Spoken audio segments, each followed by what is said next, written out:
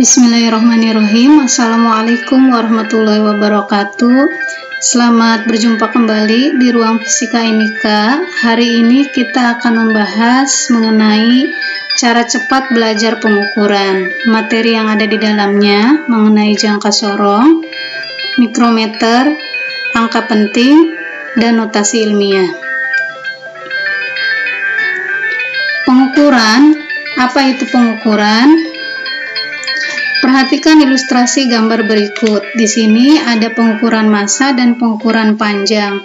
Dari ilustrasi ini dapat kita artikan bahwa pengukuran itu adalah proses membandingkan sesuatu yang kita ukur dengan alat yang kita gunakan.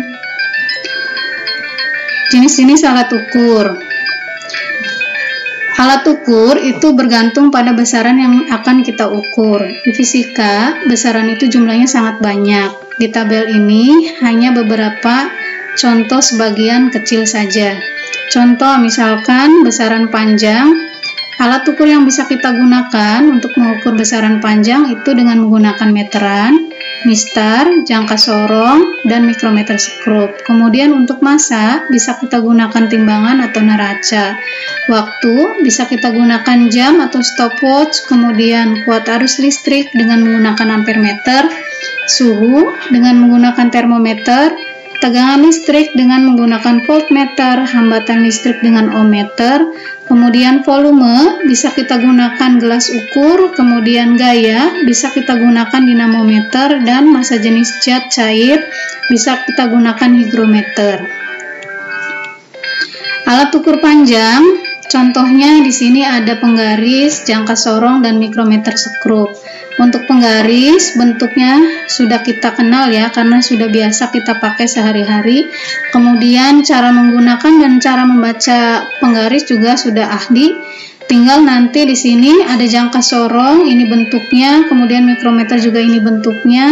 Untuk jangka sorong dengan mikrometer sendiri nanti akan dibahas di slide berikutnya mengenai cara menggunakan dan cara membacanya. Dari ketiga alat ukur panjang ini, yang paling teliti itu adalah mikrometer, karena mikrometer memiliki ketelitian 0,01 mm, sedangkan untuk penggaris ketelitiannya hanya 1 mm, kemudian jangka sorong ketelitiannya 0,1 mm. Alat ukur massa bisa kita gunakan. Di sini ada neraca elektronik, bisa juga menggunakan neraca dua lengan, bisa pakai neraca pegas dan neraca Ohaus.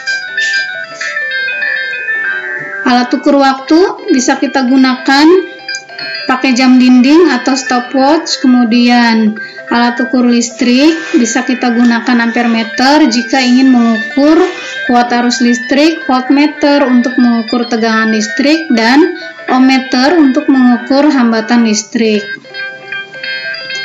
Cara membaca jangka sorong harus diperhatikan bagian-bagian yang ada di jangka sorong terlebih dahulu.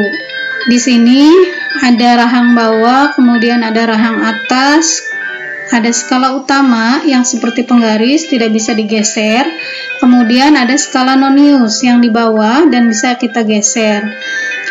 Penggunaan dari jangka sorong itu sendiri ini untuk mengukur panjang benda. Contoh misalkan ingin mengukur panjang dari penghapus, maka penghapusnya tinggal kita masukkan ke jangka sorong, ke rahang bawah ini, kemudian kita ukur dengan membaca skalanya, maka didapat berapa panjang dari panjang penghapus tersebut. Kemudian untuk mengukur diameter luar, contohnya misalkan kita ingin mengukur berapa diameter dari kelereng, cukup kelerengnya kita masukkan ke rahang bawah, kemudian kita ukur berapa diameternya.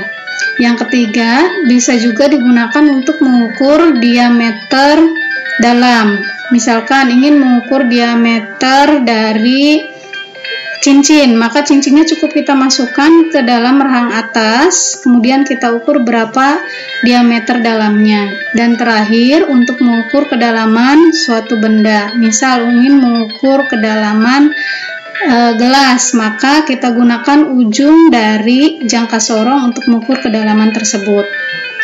Nah, cara membaca skala di dalam jangka sorong yang harus kita perhatikan, yang pertama adalah skala utamanya, kemudian yang kedua skala noniusnya. Untuk skala utama jangka sorong, dari satu angka ke angka berikutnya itu rentangnya adalah 1 cm. Kemudian 1 cm itu dibagi lagi 10 garis, maka satu garisnya itu nilainya adalah 0,1. Dan untuk skala nonius itu rentangnya dari 0 sampai 10. Nah, untuk membacanya yang menjadi patokan adalah 0 dari skala noniusnya, dia letaknya di mana. Contoh di gambar ini hasil pengukuran dengan menggunakan jangka sorong. Dia skala utamanya ada di 3, kemudian ini garis 1, berarti 3,1 cm. Dan masih ada sisa nih, karena nolnya tidak pas di sini di 1. Ini sisanya kita hitung dengan menggunakan skala noniusnya. Cari garis yang berhimpit antara skala nonius dengan skala utama. Ini yang berhimpitnya di angka 7. Maka 7 dikali ketelitian dari jangka sorong 0,01 cm. Kalau bentuknya cm, kalau bentuknya mili tadi 0,1 mm.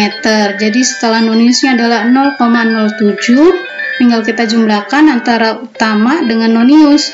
Jadi 3,1 ditambah 0,07 hasilnya 3,17 cm. Nah, cara paling gampangnya atau paling mudahnya cukup kita lihat skala utamanya. Ini skala utamanya kan di 3,1 cm. Kemudian masih ada lebihnya di angka 7. Maka 3,17 cm. Kita ulangi, ini 3, ini 0,1 berarti 3,1, lebihnya 7 berarti 3,17 cm. Oke, kemudian cara membaca micrometer screw. Di micrometer screw juga sama, ini bentuknya seperti ini. Bendanya tinggal kita masukkan ke dalam rahangnya. Kemudian di sini ada skala utama dan ada skala nonius yang bisa kita putar. Nilainya dari 0 sampai 50 untuk noniusnya. Micrometer screw ini digunakan untuk mengukur diameter luar dari benda atau panjang dari benda. Kalau untuk mengukur diameter dalam itu tidak bisa menggunakan micrometer screw. Nah, cara membacanya sama, kita perhatikan skala utamanya. Ini skala utama yang tidak bisa diputar, kemudian ini yang bisa diputar skala noniusnya. Ini contoh gambar hasil pengukuran dengan menggunakan micrometer screw. Oke, kita baca dulu skala utamanya. Skala utamanya di sini ada 0, ini 1 ya. Ini yang di bawah itu berarti nilainya setengah. Berarti ini 0, ini setengah, ini 1, ini 1 setengah, ini 2, dan seterusnya ya. Ini 2, 3, 4, 5, 6, 7, 8. Di sini nggak ada tanda di bawah, berarti dia nilainya adalah 8,0 mm. Jika di sini ada garis bawahnya setelah 8, maka nanti skala utamanya adalah 8,5 mm. Kemudian di sini masih ada sisa. Sisanya cari yang satu garis dengan skala nonius. Ini 15, maka ini yang satu garisnya di angka 16. Berarti tinggal kita kalikan 16 dikali 0,01 mm. Ini ketelitian dari mikrometernya. Berarti 0,16 mm. Kemudian kita jumlahkan skala utama dengan noniusnya, maka skala utamanya 8,0 ditambah 0,16 hasilnya 8,16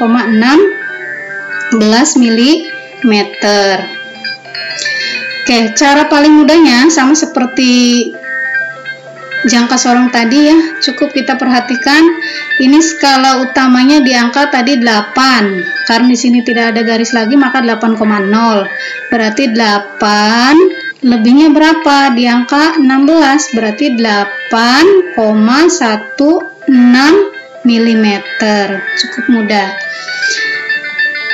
Oke, lanjut ke angka penting. Apa itu angka penting? Angka penting ini angka dari hasil pengukuran. Angka Angka penting itu terdiri dari angka pasti dan satu angka taksiran atau angka tidak pasti. Kemudian di sini ada contoh, ada benda yang diukur. Dari hasil pengukurannya didapat bahwa datanya adalah 20,5 mm. Maka angka 20 ini dia disebut angka pasti, sedangkan angka 5-nya disebut angka taksiran karena 5 ini diperoleh dari hasil perkiraan pengamatnya. Boleh jadi dari beda pengamat, maka nilai dari angka taksirannya beda-beda. Kemudian aturan penulisan angka penting. Untuk memahaminya, ini sudah dibuatkan tabel mengenai aturan penulisan angka penting. Aturan yang pertama, bahwa angka bukan 0 berarti semua angka kecuali bukan 0 dia termasuk angka penting. Contoh 4,337. Ini kan semua angka bukan 0, maka dia semuanya termasuk angka penting. Maka di sini dituliskan 4 angka penting. Atau contoh lainnya, jika misalkan di angka 3-nya diberi garis bawah, misalkan 4,33 ada stripnya di 3-nya, maka jika ada tanda garis bawahnya, maka angka pentingnya itu sampai situ, yang di belakangnya tidak dihitung. Berarti kalau misalkan di sini ada penulisan 4,33 ada tanda stripnya di bawah 3, maka angka pentingnya hanya 3, angka 7-nya tidak termasuk angka penting. Kemudian contoh yang kedua, di sini aturannya adalah angka 0 yang di depan atau di kiri itu tidak boleh dihitung karena dia bukan termasuk angka penting. Yang di depan desimal ya. Di sini contohnya 0,00065. Ini angka 0 di depan ini tidak boleh dihitung. Yang boleh dihitung berarti yang di belakangnya saja. Berarti di sini hanya 2 angka penting.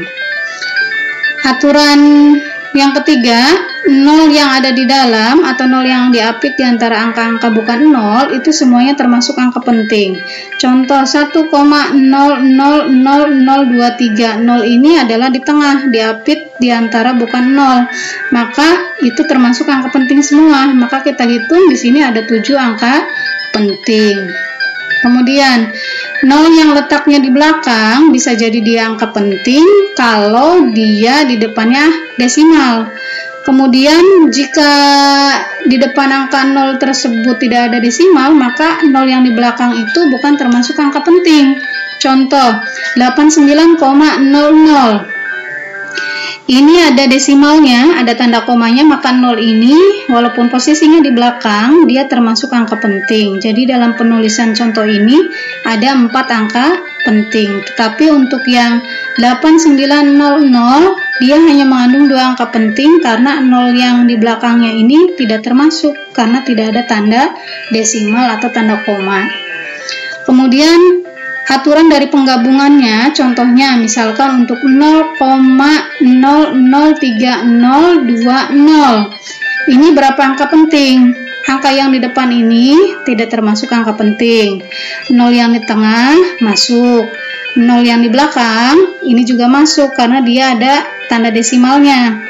Ya, jadi dia mengandung 4 angka penting.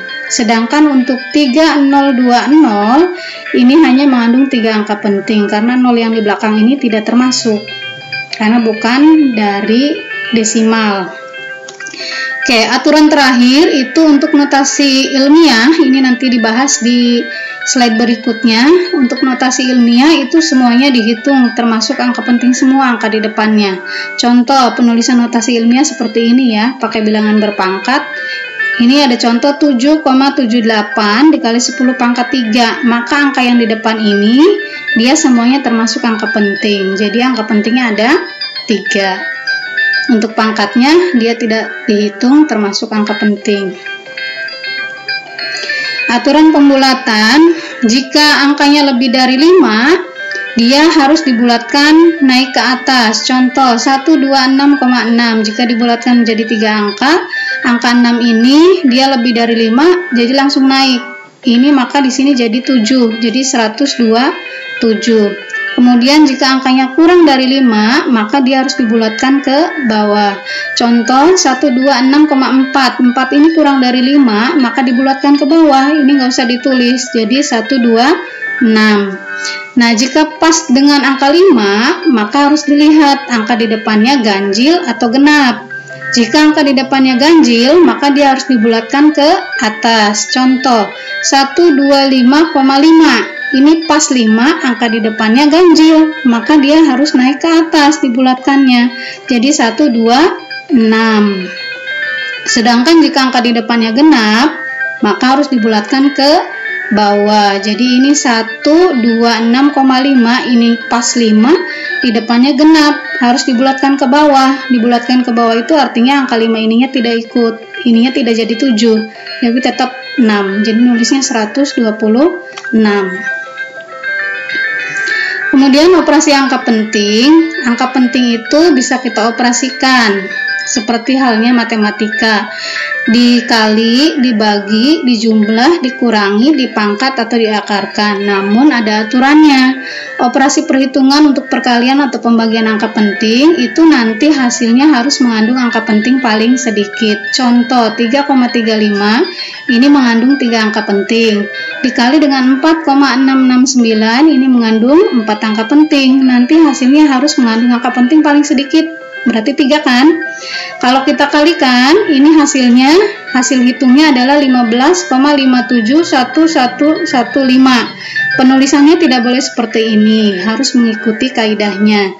Maka ini harus dibulatkan jadi 3 angka penting karena paling sedikitnya di sini 3. Jadi kita bulatkan jadi 15,6. Kenapa di sini jadi 6? Karena ini 7 lebih dari 5, jadi naik ke atas jadi 6.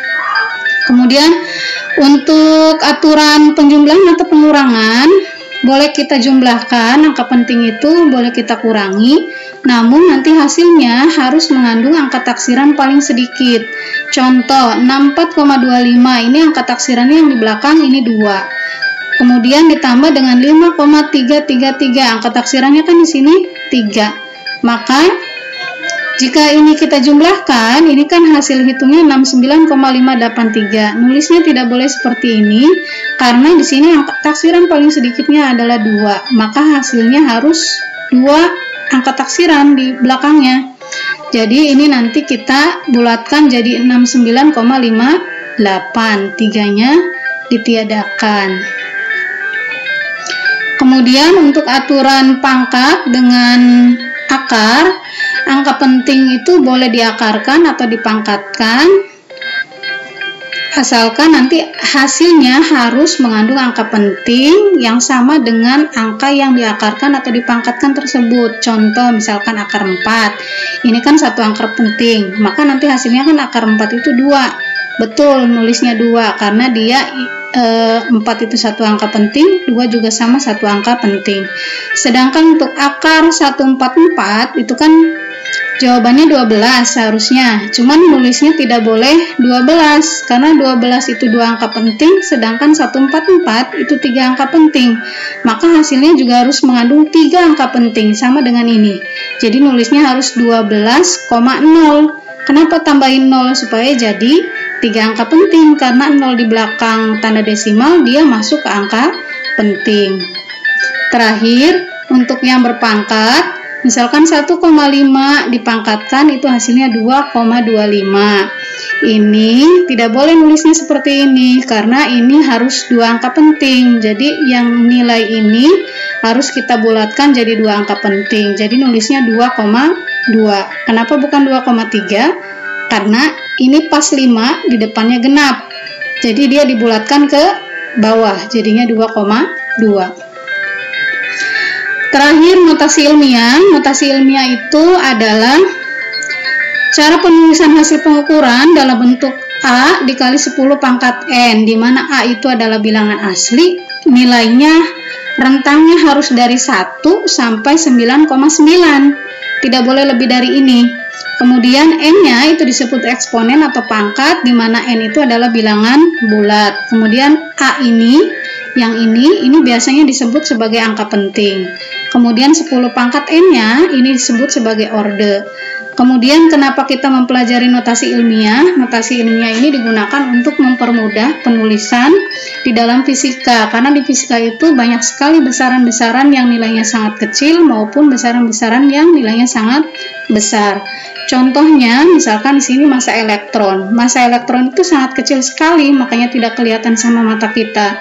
Contoh di sini massa elektron nilainya segini, nulisnya sangat panjang ya.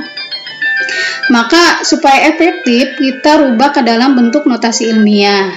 Maka penulisannya harus di 9,1 nih. Koma yang dari sini harus pindah ke angka 9. Kenapa tidak pindah ke 91? Tidak boleh, karena 91 itu lebih dari 9. Apalagi nulisnya 911, tidak boleh ya. Jadi nulisnya harus 9,11. Kemudian dikali 10 pangkat, kalau dia desimal pasti pangkatnya negatif.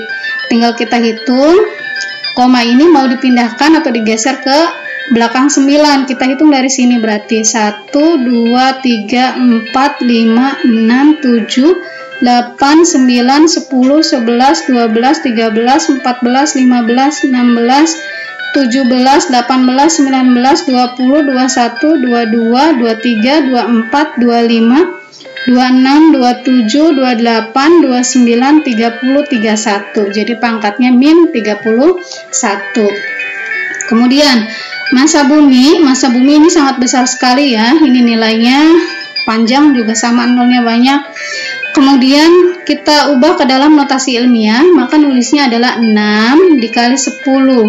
Karena dia bukan desimal, pasti pangkatnya di sini tidak negatif. Tinggal kita hitung dari belakang nolnya ada berapa sampai ke titik 6. Nanti komanya 1, 2, 3, 4, 5, 6, 7, 8, 9, 10, 11, 12, 13, 14, 15, 16, 17, 18, 19, 20, 21, 22, 23, 24. Jadi pangkatnya 24. Oke, contoh lainnya di sini. Di tabel ini banyak contohnya ya. Kita pilih misalkan bahas mengenai contoh pertama. Ada di sini 900.000.